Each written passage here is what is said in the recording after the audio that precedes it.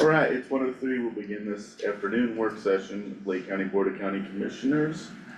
Thank you, staff, and fellow Commissioner Tharp. Sure. And did I pull the agenda up yet? First on today's agenda. Oh gosh. Oh wait, it's right there.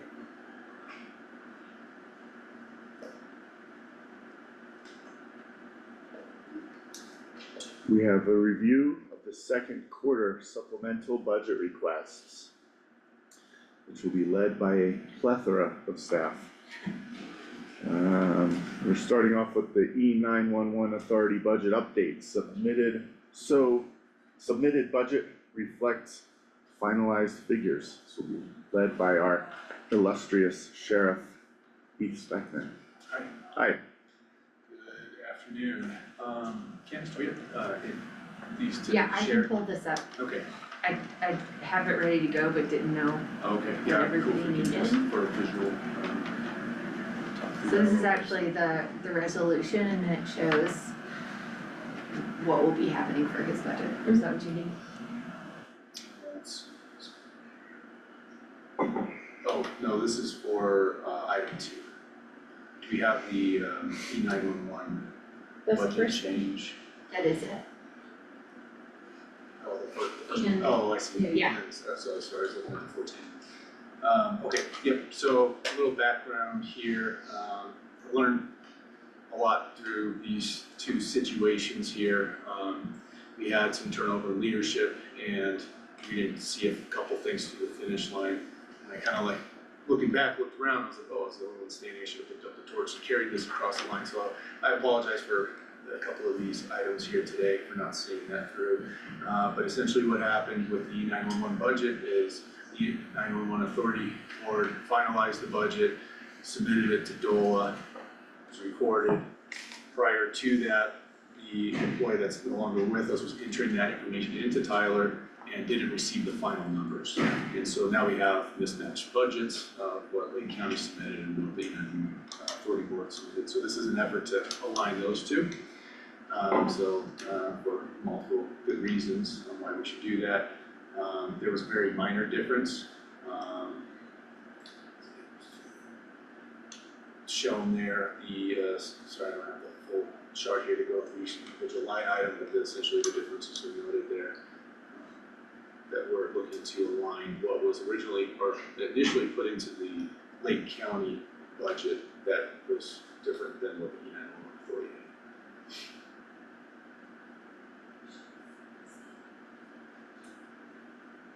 And sorry, just remind us from this morning, Candace, this year E911 is under Heath. So chair of that board. Yeah. Yeah. Yeah. So we were going over the full budget process this morning and like what the different department heads are gonna do and the workbook and the sheets, et cetera, and the manual, and so there might be some linking this morning to this afternoon of like what we learned this morning to what Yeah, is going to be, okay. what we're seeing. We created a manual and directions for people, and then at the bottom of the directions, we have who's responsible for making sure the budget ends up in there at the end of the day, cause you're not you're not being. Yeah, and I can give you a little more background too on the E911 Authority. This was restated in September of 2023. And what we did was created a board of all the main users of our dispatch center. So we have OEM, myself, Leadville PD, Leadville Fire Rescue, and EMS. And so directors, chiefs, myself, Claire, make up this board. And it's been pretty nice to get all the different perspectives, because before that was just ran underneath the sheriff's office, which is routinely the main user. If we just look at stats, it's mainly law enforcement, almost 50-50 split depending on the year between police department and sheriff's office. And then about 20% is with EMS and fire. But it's good to get all the brains involved in decision making for the board and So that's a little background. So to summarize, we've kind of been putting in the numbers wrong, inaccurate numbers, and then that led to the discrepancy at the end, right? Wasn't updated, I would say. It wasn't updated, Yeah, okay. so it was, Is this similar to everything else, we just didn't have accurate stuff to base it on?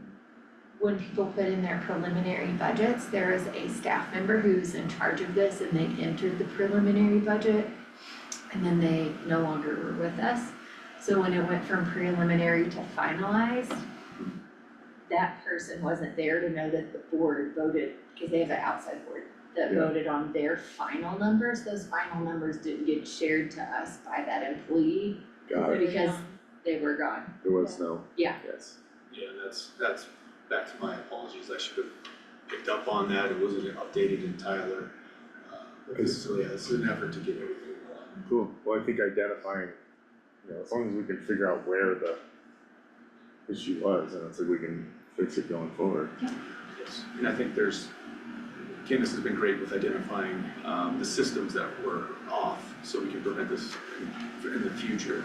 Yeah. And that's key for me, that's one of the big things I wanted to hear was not just to be constantly alert of any potential issues, but developing systems. Yeah. So it doesn't matter who's in what place, let's make sure that this is fine.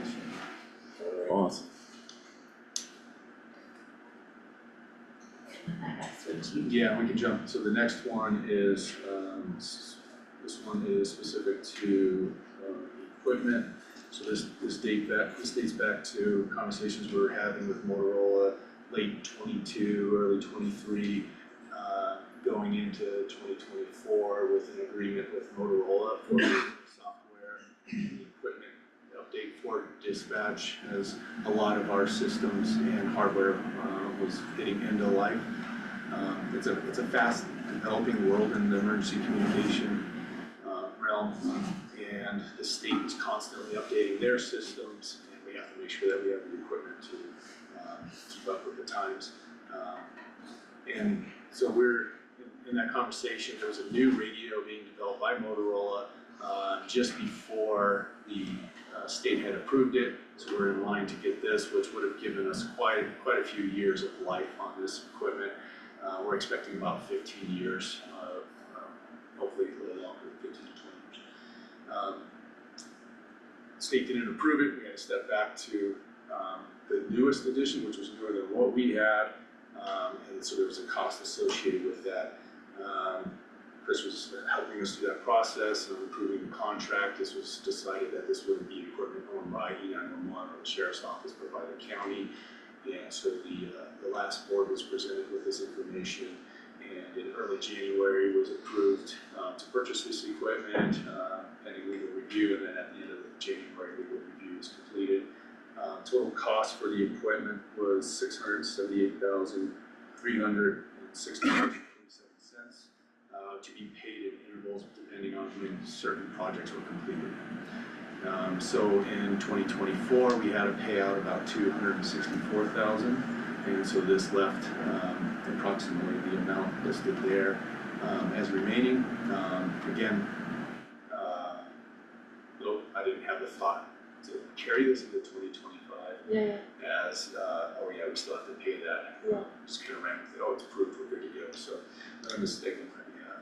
So trying to clear that up. What alerted me to this was there's currently a $65,000 bill due, as we hit certain mile points in the project, and then we didn't have anywhere identified where that money was sitting carrying from 24 to 25. Is this equipment, when we talk about like our IT asset management plan, is this equipment going to be considered in the tech asset management plan? It's like something that we'll have to purchase again in 20 years and. That's fair, I mean, it's a I good discussion. think so, so IT for the sheriff's office has been not through our IT, but we're moving in the direction of bringing Right. it back under our IT. Right. So yes, then I think we can start to have I think a this- process, it's just, I don't know how many radios you have and if they were cataloged before they went out, cause IT wouldn't have been handling it. I know they're not then, but I'm just wondering in the future, what is the Yeah. vision? So that, Yeah, I'm going wondering if forward, yes. that it will be, yeah, it will be all under one. Yes, Yeah, cool. and I think there's already this separation now where this is actual console radios for the dispatch center, which is under the 911, not the sheriff's office. Mm. And it's just to run 2 consoles, so it's a lot of big time heavy hitting equipment for Yeah. those. As for like individual handheld radios, that would be a separate inventory with the sheriff's office. Yeah. Which the vision going forward would be to join forces there and then have it all under that. Cool, the question is because then IT can do more of that heavy lifting, so that it's not something that the sheriff would have to like make sure they're thinking about in terms of asset management and building in the cost year over year for that replacement. If the goal is that it's gonna be housed under IT, that would take that burden off of you. Yeah, little bit. it would, and also just from, an expertise standpoint, Yeah. I've learned a lot through this process. This is not my background. Sure. Some of they're not speaking English half the time. But I've tried to keep up with understanding what the equipment is.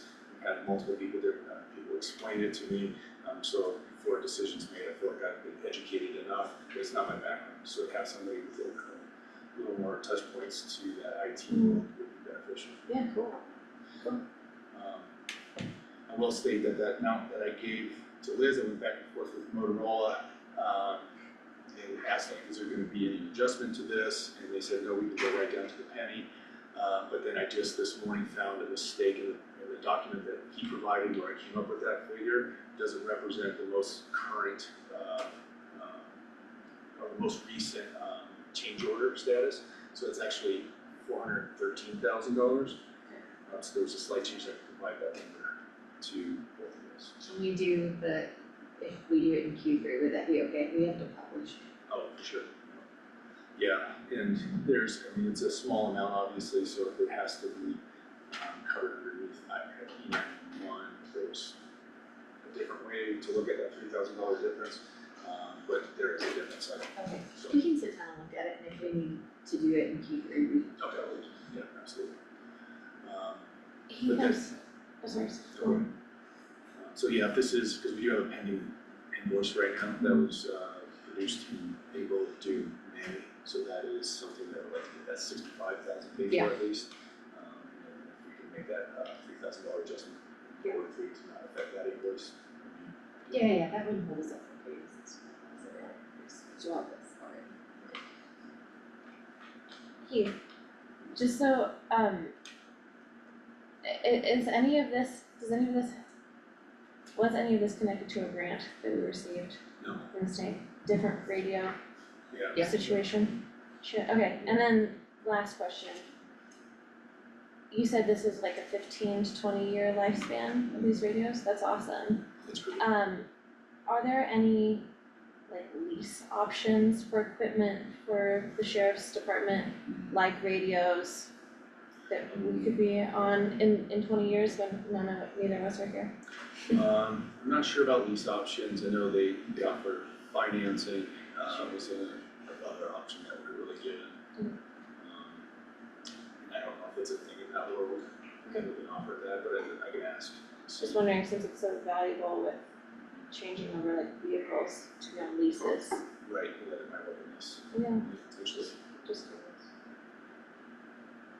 But I guess I didn't finish my thought on the timing of all this. So there's some third-party vendors that we have to work with to make sure that we can plug this stuff in.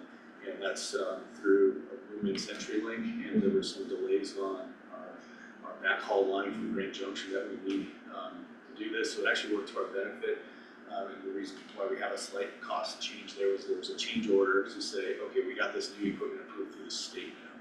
And so this is what is expanding this lifespan out to that 15 to 20 year mark, whereas prior, the equipment that we were looking at was only good till 2030. And then that was like they were ending that life and being a service that we would have to have a mandatory upgrade, which with what we're doing here was not a huge cost to do, but we were planning for that in the background.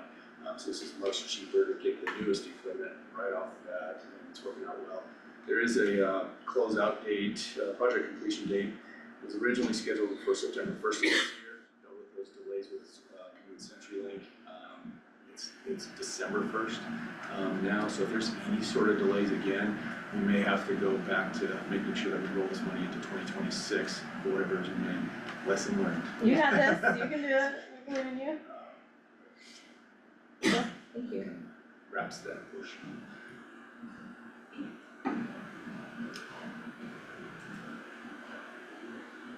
Can we just continue the conversation Yeah. about that? We can just squared away. Cool. Yeah, awesome, I appreciate you guys. Thanks, Heath. Appreciate you, Heath. Yeah, have a great day. You too. Agenda item 1C.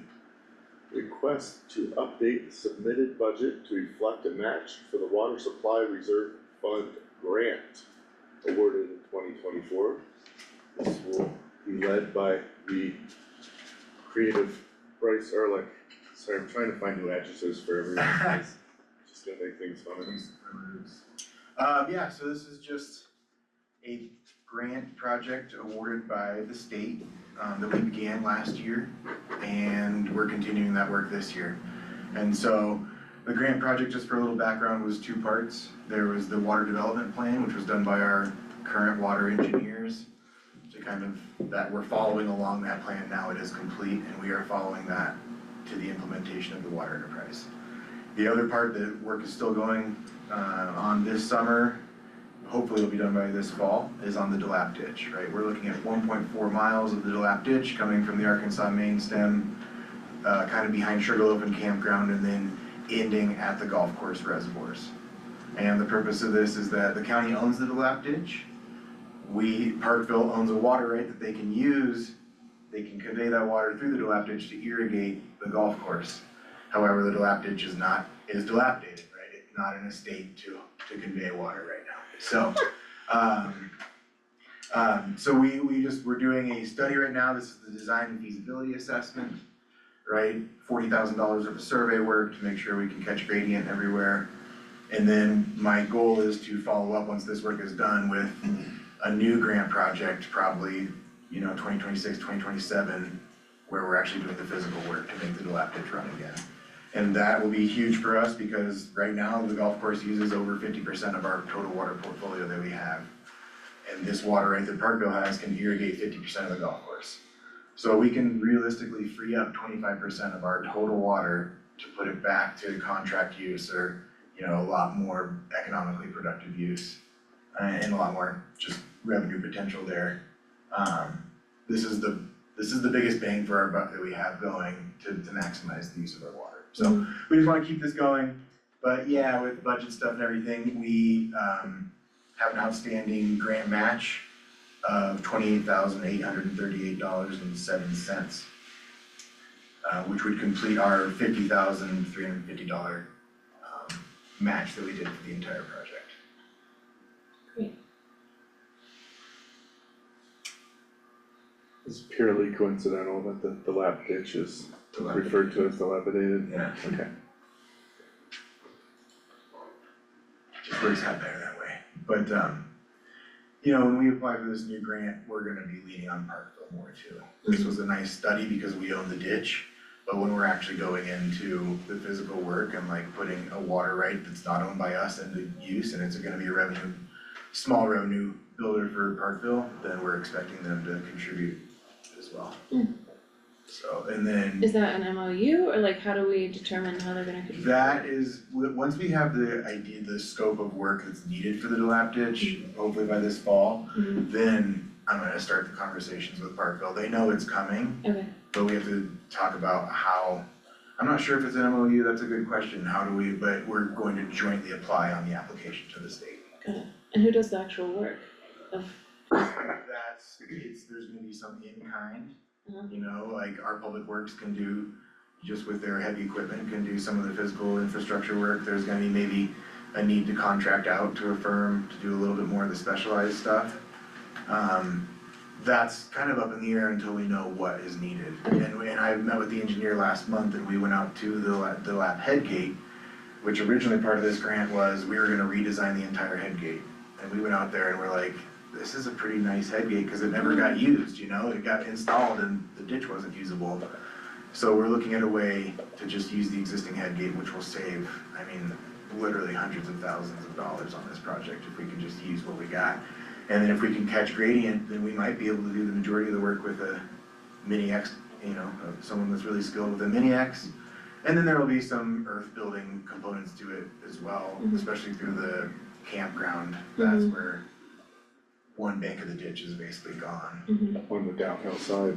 Exactly, on the down, and they piped it a little bit back in the day, you could tell when they were just still trying to use it, but that is gonna take a more Shoring up. reconstruction, yeah. I'm sorry, so how much is it's only a $28,000 match to what? So our total match was, we put 25% match, which was Yeah. $50,350. Yeah. And the state put in $151,050. And the So 28 is the, what's remaining of our of our match, match, okay. because we spent, We did the 22, we did And now we have to 22 do the roughly 28. last year, and this is this will Got get us through. Okay, Yeah, thank you. and we're like, we're all learning a lot about the budget process and everything, and how to make sure, especially with the grants, that these Budget outstanding match. applications actually move forward, and we don't just leave them out there. It's so sexy, I love it. I love budgets. Okay, no more questions from me, Alright, thank you guys. Thank you. agenda item 1D. Request to update the submitted budget to reflect housing funds appropriated for the 2024 fiscal year that were not rolled over to the 2025 fiscal year, led by the consistently solid Candace Bryans. So I'm presenting actually for Jackie. She's presenting to the state housing board for our Prop 123 application. Yes, locking in funds. So to give a little bit of context for the request here is in 2023, the city paid in $100,000 and I confirmed the receipt. And the county put into the budget $200,000 towards the Housing at 10-2 project. And in 2024, Jackie requested an additional $300,000 from the city. And it was paid in 2024. Made sure it was received to the bank account. Again, no one has thought to carry things that they didn't spend forward or known.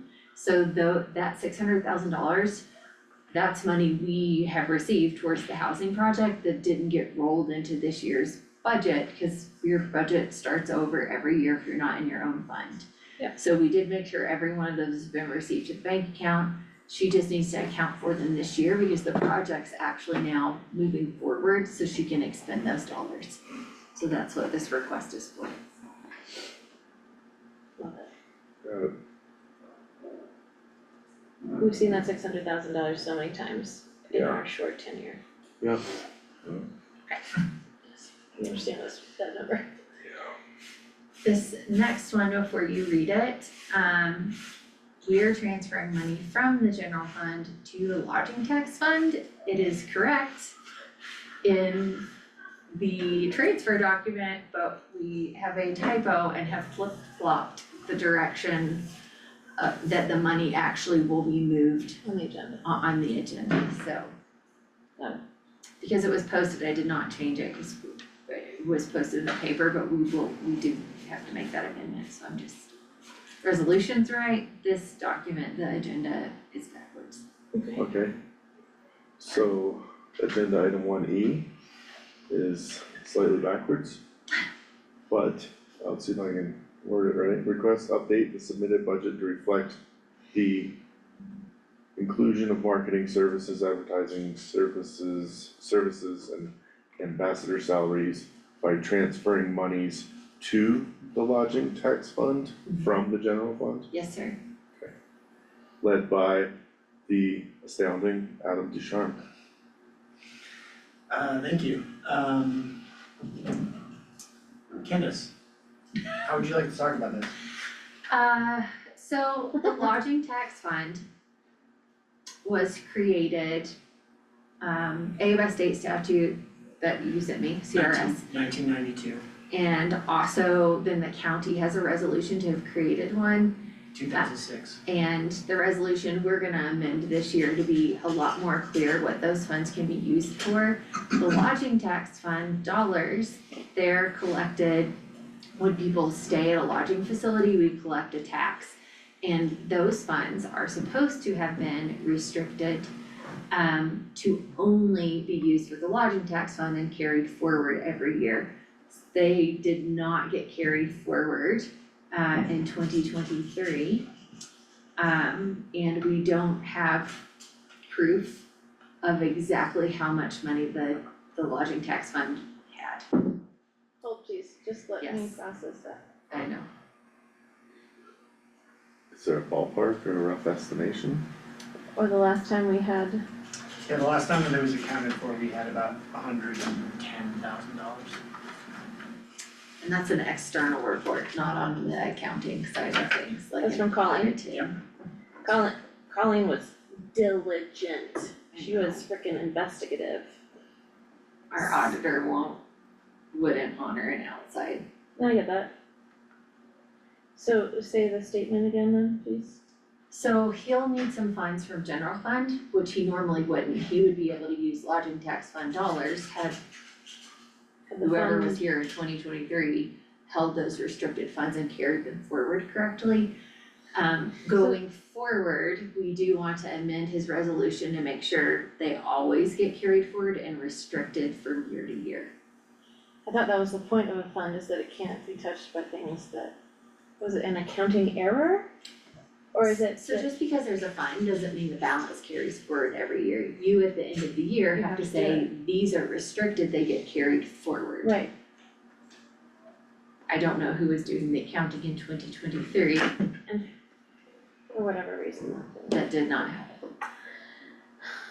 So is the request to right size the fund back to our last reported amount, or what is the, His request is that he needs more money to put towards salaries and he normally would never have to ask for it from the general fund, right, but he's having to.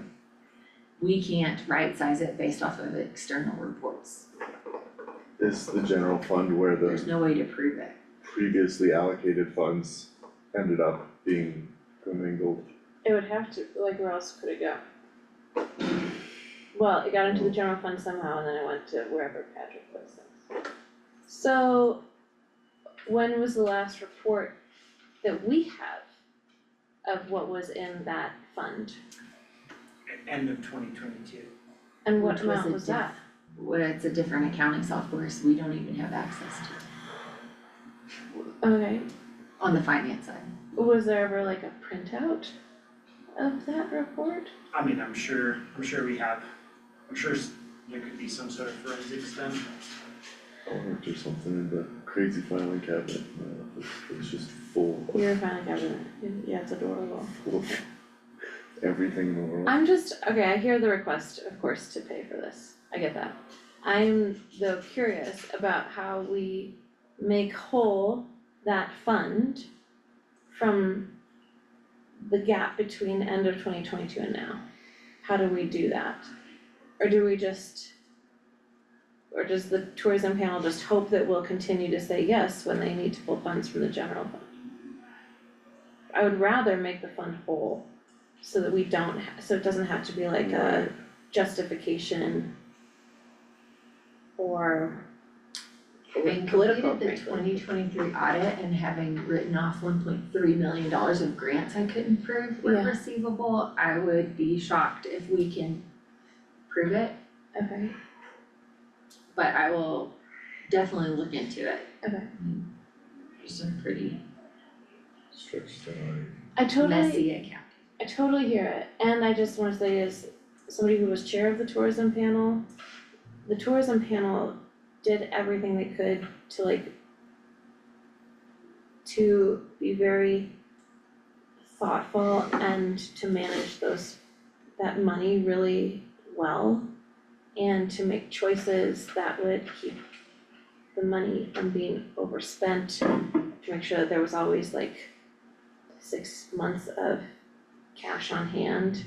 And I think that it would just that money was being really well taken care of, and it would feel good to me to make sure that they got the money that they were taken care of, even though on the county's end, the mistake happened. Does that make sense to you? Yeah, since it's been so long, I don't know if it's like, we gotta do this right now, but it's No. like, we can, let's get the ball rolling maybe, and then put it on the radar of like, we need to figure out some kind of ballpark number and see if we can get That their money monies back to put back, them, so yeah. that he doesn't have to keep coming in here. Hey, we used to have this money, it's gone now, can I get some? Right. It doesn't have to be a right now thing, we're just talking Yeah. about supplemental, but that feels like an important project to me. And we'll do supplementals until we can figure that out, but that does seem like Well, that's how you would fix it, as a supplemental for whatever Well, amount you one- decide. one big one, right? Minus all the right. small ones that, Instead of doing these little ones all the time. Yeah. I would rather do the one big one, and I know that's not urgent, I know that that's a Yes. project. amongst the million other things that you're working on, it sounds like we're moving to a place where we can Adam and prevent I are this. gonna be working on this. Where we can prevent I'm this from working on it. happening again in the future. Cool, if there's some way we could get a number that the auditors would be okay with, Yeah. I would rather put the money back into the fund Yeah. than to do this, what we're doing right now. Many times. Yeah, and that's like, that would also be political, right? Like there is an entire other body that manages that fund, that money.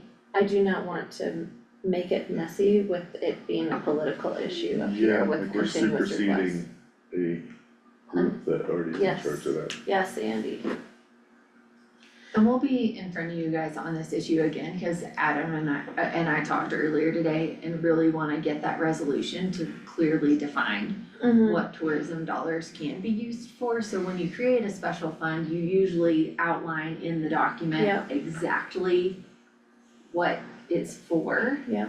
And that it wasn't a very well written resolution, so we wanna make sure we clarify that, so if Adam's not here, I'm not here, anybody's not here, I love it, I love it, it Do- exists. do so. I think you're, Am I now? Might be. yes. Perfect. Alright. Good timing. Just in time. Yeah. Come on, Laura, come join us, baby. where do y'all want me to sit? Wherever hot you seat like. Whatever you want. I always Wherever you stick to want. this seat, so. Come join us. Join us. Agenda item 1F. Perfect. Request for additional funds to support the 1/2 FTE position funded by the McKinney-Vento grant, which provides essential family prevention services to the community, led by the lovely Laura Cruz. Sorry, I'm just making sure, did we approve that? Is that- You're good. Well, we don't technically approve it in yeah. a work session. Okay, oh, I see. We're just Yeah. asking questions right now. This is the, And tell us it'll what be it's a- about before we, It'll be a full supplemental approval Got it. of the whole thing. Alright, McKinney-Vento. Do either of you know what that is? I've heard it a couple Cool. times. Yeah, so it's a program that we've been operating through the school system or in conjunction with the school system for the past several years. It helps fund, as I mentioned there, half a FTE for us. To put a name to it, it's Nancy Contreras. She's like, I would say, second most seasoned employee at DHS. But the McKinney-Vento program is a special program to provide basic needs for families that may be on the verge of homelessness or in homelessness issues. So Nancy works with the families to identify what their basic needs are. We actually have a McKinney-Vento Mart is what we call it, and it is a place where people can come and get shoes, clothes, coats. We also help people through this funding with student fees. Just help, I mean, it's kind of an interesting part of the prevention arm for us. In a sense, a lot of times we think about it for perspective of mental health services, but this is what I think of as kind of how do we get people jump started into a more sustainable realm. We even help out with some rental assistance and those types of things where we see a lot of gaps from other organizations through that program. McKinney-Vento has traditionally been a grant that the school system has applied for. They received it several years, and this is the first year. We just found out literally, I think, a week and a half ago that it did not come through. So we're just a small portion of that grant. But in order to kind of cover the gap of that program, which I think is very important to the RAP team and to the school system that we partner with on that, we need an additional $50K. So the $42.50 is for the half FTE plus fringe. And then the $7,500 is what we utilize to stock the McKinney-Vento Mart. Did this grant not come through to Lake County schools, or was this grant like? Lake County Schools. Okay. Yeah. Okay. Yeah, I will say that I am more skeptical than most people. I've been told that this is a done deal for quite some time, but I had it in the back of my brain that nothing is a done deal at this point. And so I think that I am losing the ability to be creative in funding prevention services the more and tighter we get with budget constraints or our allocations that we get. And so I just wanna prompt this a little bit. This ask is pre-allocations of us getting those, which I literally got, I think Wednesday or Thursday last week, which is our allocations from the state. We're not looking terrible on it, but I know starting next year, we're going to see more hits to child welfare because they're actually moving, which you were there, but I don't think you were in that session, but they are moving some of the balance of state child welfare dollars to the larger counties. It looks like we may be about 60,000 less in that possibly next year, not this year, but possibly next year, which is concerning. But when we're talking about prevention programs like McKinney-Vento and RAP, that keeps us out of those really bad situations. Yeah. So to me, that's where investment needs to be made, because the outcome of not making those investments means that we have to make a much bigger investment in child welfare. I feel like maybe this is something we could talk about at the leadership roundtable meeting, but like maybe it's one of the calls that we could make to the community is to help with these preventative services so that, especially in our communications, to understand like, hey, when we spend $1 here, it prevents $20 here. Yeah. And these are the services or materials that we provide. If the community can even help more with that, we could have a less of a burden on our people. I think I told you this at the conference, that as a new resident, I don't necessarily know the best way to plug into this community from that perspective. Right. And I think there's definitely some opportunities there. One of the things that I'm a little bit overwhelmed with is the fact that us, along with nonprofits that are vital in this town, like the advocates that are vital in this town, we're all needing a lot right now. And so that is, I feel like the community is gonna be pulled in a lot of different directions to rise to the occasion. At the end of the day, while McKinney-Vento and some of these programs that we do through RAP are not statutorily required programs, there's not really anybody else doing this. Yeah. In the way that we do them. Yeah.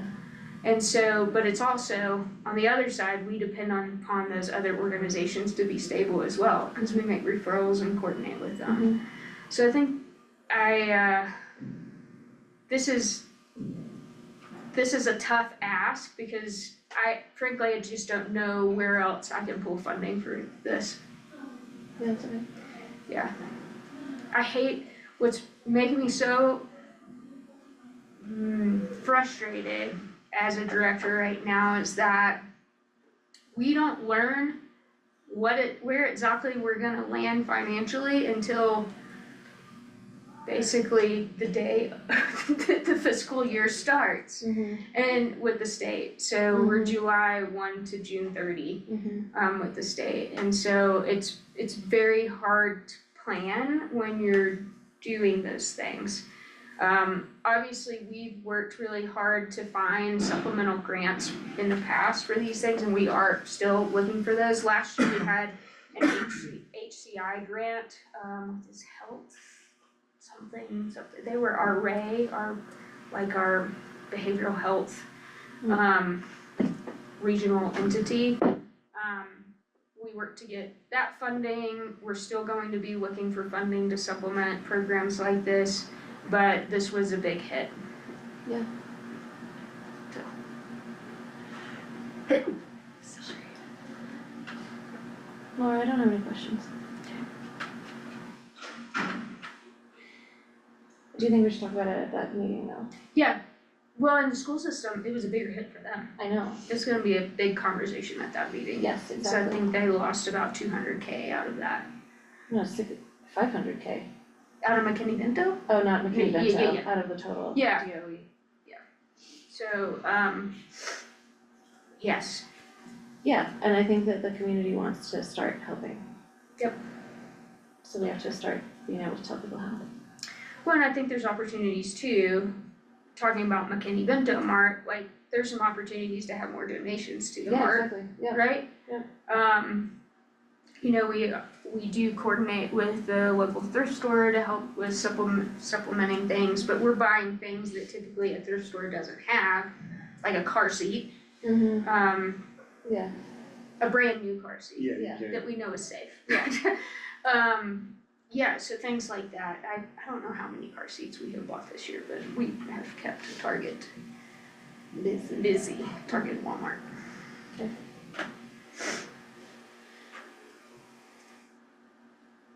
sweet, let's do that. Cool. Thank you, Laura. Welcome. Thank you, Laura. Well, that was quick. It's my birthday, by the way. Oh, Oh. happy birthday! Here's $50,000. Yeah. So you can keep working. Have fun, Laura. Agenda 1G, request to increase the paving budget to support continued work during summer 2025, led by Captain Candace Bryans. Alright, I'm Yes. presenting for Michael, who is out currently paving. He was given $300,000 to pave this year. County Road 4 project is about $222,000. County Road 5 is $125,000, which for him to finish both of those projects. So he would already be $48,249 in the hole. And then he's gonna need to rent the equipment and has built in some contingency. So it'd take about $85,000 for him to finish those two projects to their full extent, which he has the bandwidth, the people, the materials to do, provided it's okay for him to have more in his budget to finish it. Yeah. That's all the information I have to present on that front. Does it include the, is it a different line that would include the fixing of the? A different line item, But so, on County Road 5. 5A, you know how there's that bridge, it's a bridge, even though it's like in a swamp. the swamp bridge of 5A that needs to be I- paving? Oh, hi, I'm Michael. online. I was like, oh. Michael! He's here. That is a different project. Okay. If I can share my screen, I can show you what I'm talking about. Yeah. Thanks, Michael, I didn't realize you were on here. It's his lunch break.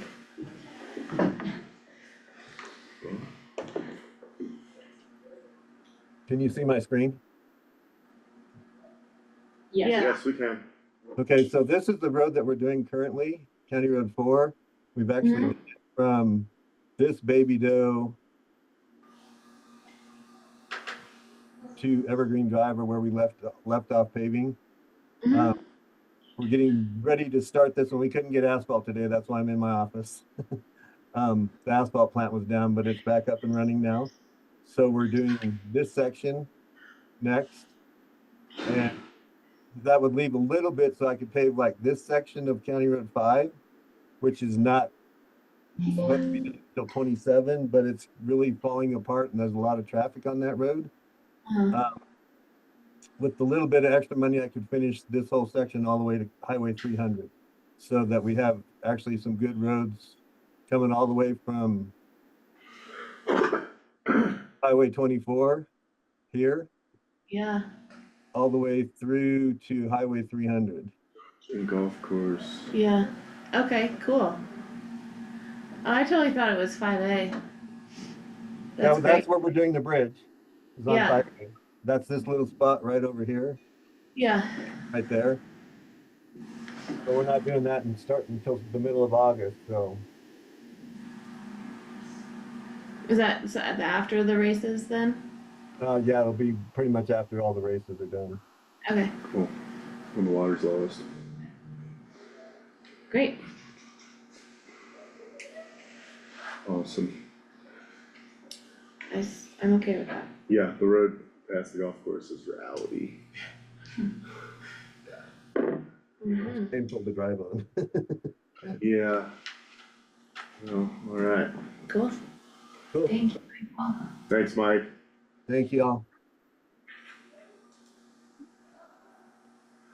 Alright, thanks for stopping in. We got to hear from Michael, the macadam magician, Irwin. Alright, next two. 1H, request to increase the annual allocation amount to the district attorney's office. Wait, Yep. why is it reflect finalized Budget figures. budget figures? So the DA's office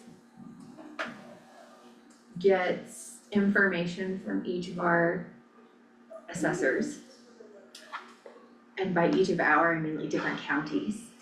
And so the DA's office sent an Excel sheet out and asked for counties to put their numbers in.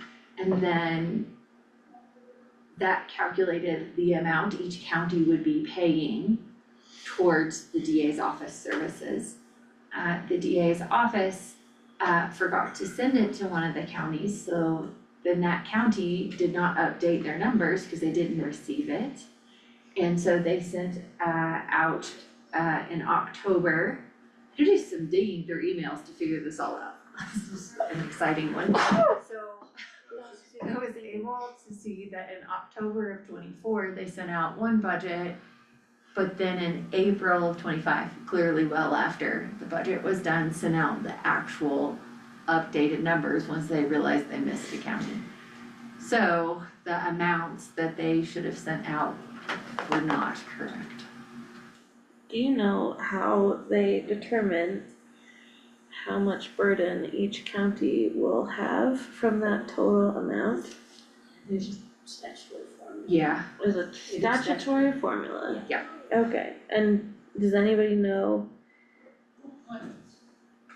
if there is like a committee that manages that formula, or if it's just set in stone and then updated by the legislature?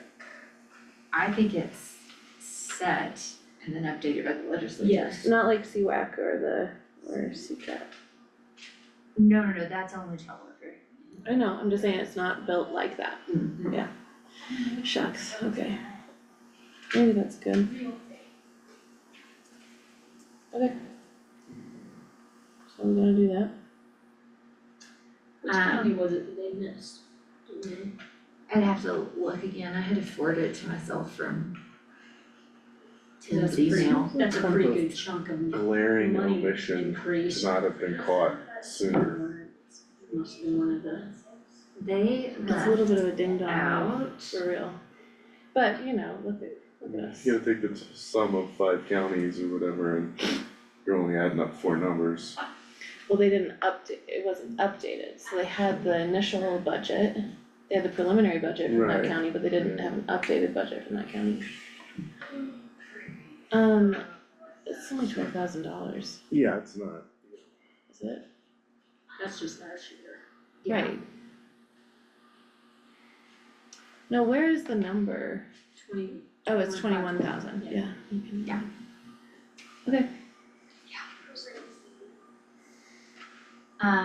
I'll look for that email and forward it to you, cause I had to dig through other people's emails that have been gifted to me to figure out what the heck happened, cause I was like, okay, if this is not, it was, the initial request was made to make it seem like we had messed up, and I was like, no. So I do have all of it in an email, cause I was like, it looks like you sent out the wrong numbers in October, because I forwarded them from Tim's email. So they tried to put it on us and you had to call them out on that. I was like, It's no. not oh very my god. nice of I was them. like, there's also this email where you said that you forgot somebody in this calculation, so that sounds like a you. Maybe in the past, they've always been like, oh, Lake County will take the blame, they're not paying attention. Yeah, actually, I think that's right. But we got it, we'll get it updated and, cause we recognize that their invoice came in higher than what we had anticipated it would be, which is what made me say we're gonna be over budget. Yeah. Cause before we approve the paying of an invoice, we check against the budget. Or we should be. Last Agen- one, Agenda also- item 1I, request to update the submitted budget to reflect the inclusion of an IT director and IT specialist 1/2 position led by Candace Bryant. Sorry, I'm running out of adjectives.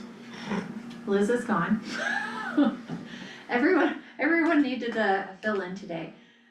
So the amount that we know by the time we get it posted and filled for this year would be 12,375, and we would build that into the budget for next year. We really have been winging it with IT. We have Justin's doing a great job. We've got a couple of people, but we don't really have someone who fully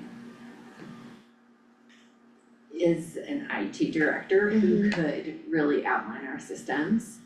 And that is really what we're after. And then with the IT specialist 1-2 position, they have more tickets than they can possibly ever address. We just really are a little behind. This is the only place our IT team is doing the best that they can. Yeah. With the human capital that they have and the humans that they have. This is one of the few places I've ever worked where I've come in and we're trying to find a laptop to repurpose to be mine. We're trying to find a phone to repurpose to be mine, like, and then half of the things that you need to work don't work. I've Not even experienced from some the of those laptop or the first iPhone standpoint, but like coming as the finance director, being 2 audits behind. And it's like Tyler doesn't work, but I need to figure it out. I'm clearly not an IT specialist, or payroll has to be run partially in an outside Tyler platform that can't be downloaded to Yeah, no, my in this, desktop because there's no administrator for it, you know, In to this have to day and fix your age. system, to even do your job Yeah. is, it's a lot. the hit that we're taking to operational efficiency can't be overstated, I guess. Yeah, we like, one of, our permitting systems, we've been paying for 2.5 years. more than covers that amount, and I'm like, why? And honestly, I really think if we're more intentional to only take on software that we know will work. Yeah. I think we pay for a lot of things that just never work, cause we don't have the human to make them work or to vet them before we purchase them. There's really good salespeople out there. There For are, real. and we want this IT person to speak the language of IT to say, no, actually this won't serve us. Yeah. But these 5 things will, and those are the only things we'll use. Yeah. Yeah. So that's this ask. I love it. Let's do it. That's it. That's all I think. Great.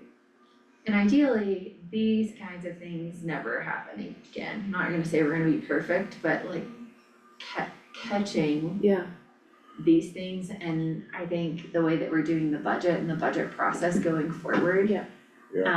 This table that you're looking at, the last commissioners didn't do this. They would get a budget request and it would just be how much money and they'd approve it. So finance doesn't know where are we taking money from and moving it to. They didn't chronologically shift anything to the right year. Yeah, and you can't even go back to the supplementals to say, oh, well, we approved all these things, cause you guys are saying yes in meetings. Mm-hmm. There are humans on the finance side who have to know what you said yes to and what you intended in your head. Yeah, And so we really added this account from account 2, because when people submit an invoice, yeah. I'm looking at it and my question is always, okay, you wanna pay it, where's it budgeted? Yeah. Because if it's not budgeted, I will not pay it until it is.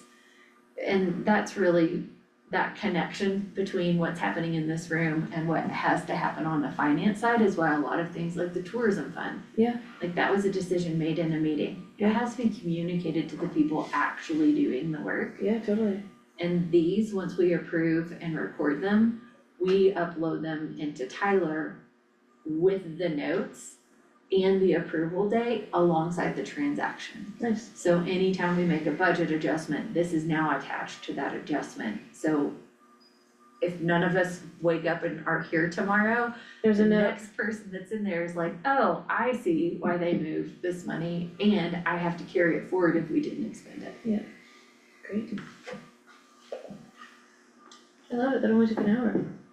That's it, that's all I had. Cool. Oh, yeah.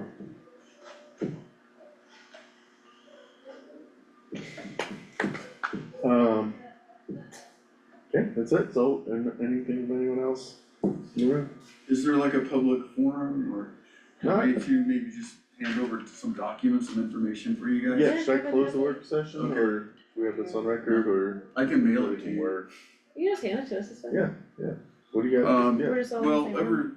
ever since Cooper got rid of the CASC operation, I've been quite hawkish with Cooper and the Cooper board. Nice. And this is information that they won't be forthcoming to you about. It's kind of insider information, if you will. I wasn't part of the US Forest Service investigation into their permit violations. I did a bunch of field work, photographs, and field reports for them, GPS coordinates on some of the violations up on the ridge, which is not a part of the current violations. This is the next. They wanna kind of get through this stuff with you guys now. And this is coming on down the line. Over the last year, I've sent demands for payment with Cooper. And that led to some research into with someone that was helping me at the Colorado Department of Labor and Employment, which led to a 25-page complaint form, which I'm sure you don't know anything about. It's all in there for you to read. It's not boring. And I have been paid. Good. They finally paid. And all of that's in there. The last 2 documents are some correspondence with the US Forest Service in this field report you can read about. You can see specifically what it is. And I've documented everything since 2014. Nice, Kevin, good job. What else can I tell you? There is also an email to National Ski Patrol. Cause when the strikes came about before this last season, Yeah. it kind of got me up in arms because Cooper does not currently or ever has paid for required training. The state defines required education and required training, annual refreshers like OEC, Mhm. CPR, Mhm. differently. An employer doesn't have to pay for required education, but they do have to pay for required training, and they never have. So that was one of my demands for payment, and I sent that along to all the other guys. I don't know if they did it or not. You're talking about guys that work that don't really need the money. They do it for the fun of it, and I was too, to tell you the truth. But I did this for ski patrol, because they're not paying ski patrol. I'm not talking about the volleys are something different, but paid ski patrol, full-time. They have not been paying ski patrol, required training. And it adds up to hours, and I actually sent them a bill for just under $400. That would be $400 per ski patrol per year, Yeah. and that's just me. Yeah. Think of all the ski patrol, and then I sent that to National Ski Patrol to let all the ski patrols know statewide. The state did get back to me and say they have a big investigation into ski patrol right now statewide.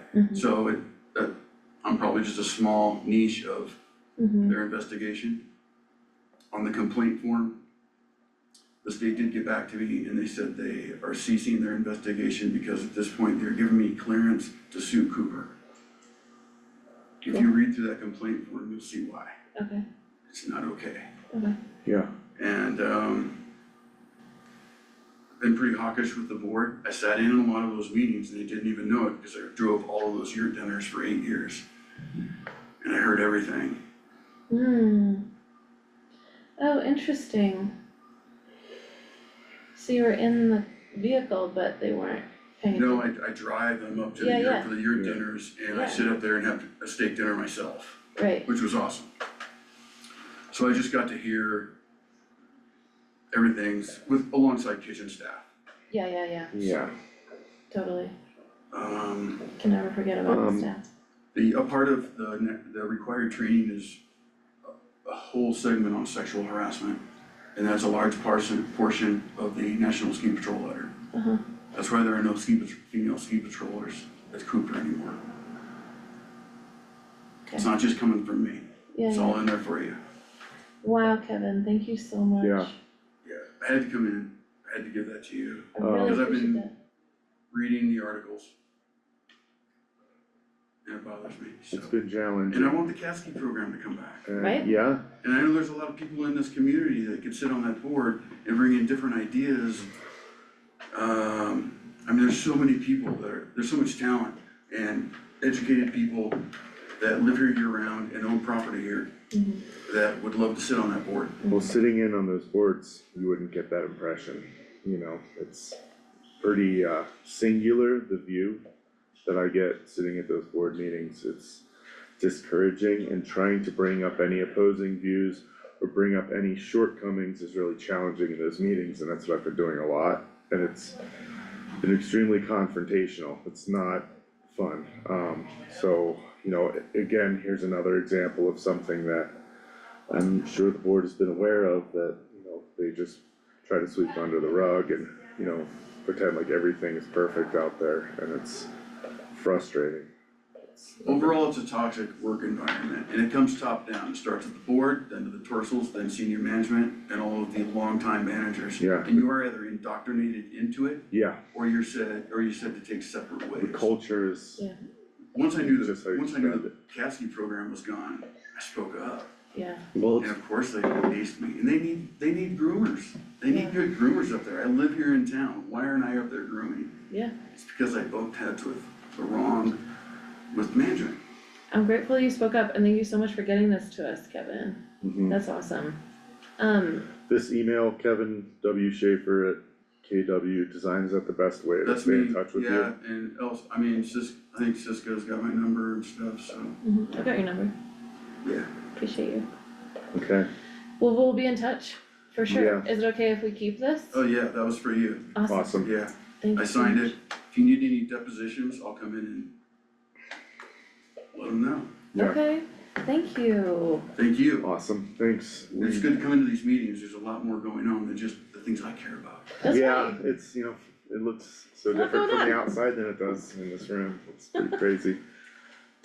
But yeah, and thank you, cause it feels very, I don't know how to word this, but it's been a big challenge. Yeah. Working with that out there, and I really started off with clean slate, open mind, working with the leadership out there, and I feel like I'm right back in the same boat as all the previous boards before me, I can but tell you something to make you feel better.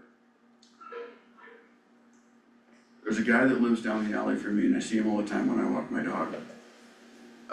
He was a Lake County commissioner many years ago. He fired the entire Cooper board. You have the power to do that. Not anymore. I don't think we do. It's done. Yeah, it changed, The new our lease contract with them or, changed, so we don't actually have the power to do that anymore. I know, like, I didn't know that, neither did Yeah. he, yeah, cause he was letting me, we were talking and he was like letting me know this, hey. that's awesome. mm, We're looking for all of our options to have Mhm. influence and to try to create change. Yeah. If that was an option, it would be considered, strongly Yeah. considered. And I know you're under the gun, cause I think you have to sign something by the 15th or something? July no, 31st. 31st, we just gotta 31st. turn in a MDP plan to the Forest Service, and that's more of just a roadmap for capital developments, doesn't really Okay. affect operational or institutional, day-to-day stuff. But, That will get in on time, but we'll continue to do everything we can to affect change out there. yeah, for the Yeah. better, you know. And this is awesome, Kevin, what has been kind of difficult is getting people to come forward, because a lot of people are scared. Right. It's a small Yeah. town, we all depend on each other, Mhm. and it's just amazing that just major kudos. Thank you so much for being dogged about this, for being hawkish Yeah, about Yeah. them, for writing down your work and for bringing it to us. It's amazing, huge gift to us, thank you. Yeah, Appreciate you a lot. okay. You're welcome. You can come hang out with us anytime. yeah, It was, yeah. Maybe I should, I don't know. But anyway, I'm We'll not follow really up. dressed for it Yeah. today. I was We'll follow busy up. at work. no worries, we are completely non-formal. Yeah, That's but right. I'm wearing shorts. Okay, very good, thank you. Thank you. Yeah, we'll be in touch, thank you, Kevin. Did we already bring this to a close? Not officially, Okay. shall we? Yeah. 2:10 PM, we will conclude today's afternoon work session of Lake County Board of County Commissioners. Thank you, Chair. Thank you, staff. Thank you.